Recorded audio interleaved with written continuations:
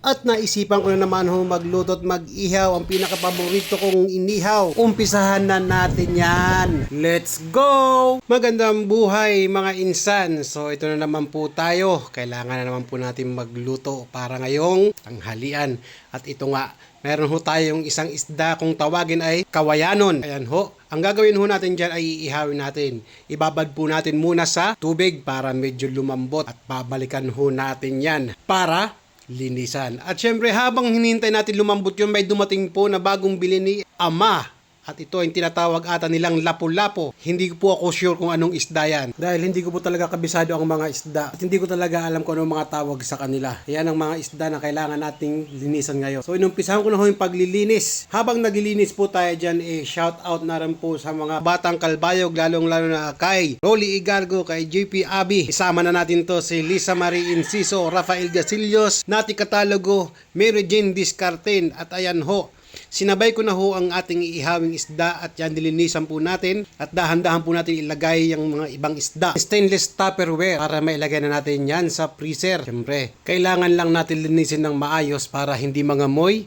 yung freezer na paglalagyan natin at hindi tayo mapagalitan ni Ina. At habang inaayos natin paglagay ng isda, syempre shout out na rin tayo kay Mabil Grefil, Juby Sumuok, Joseninho Gacho, Maricar Gacho.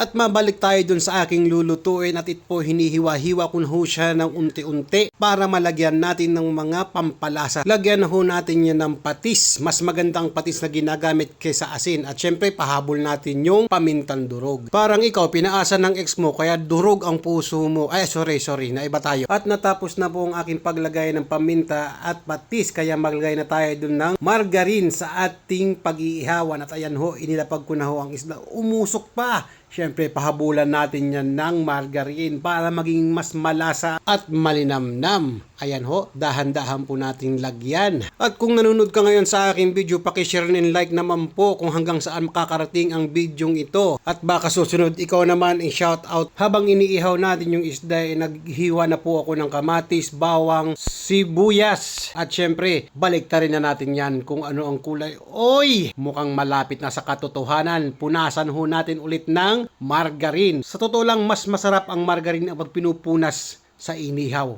Mas malinamnam. At ito na ho ang aking mga ginayat at ilagay ko na ho sa isang laganan at ibaliktad naman natin ulit ang inihaw nating isda. At habang binabaliktad natin yan, naisipan kong bumili ng kalamansi at wala na kaming kalamansi. Dagdag panlasa sa sausawan natin. At habang papunta ako sa tindahan para bumili ng kalamansi, isama natin siya shoutout si June Gaban, Maricar Gaban from Malulus, Bulacan, Leo Gaban, Iris Elgario at syempre kay Nanay Dilia. At yun na nga, napunta na nga tayo ulit dun sa ating niluluto.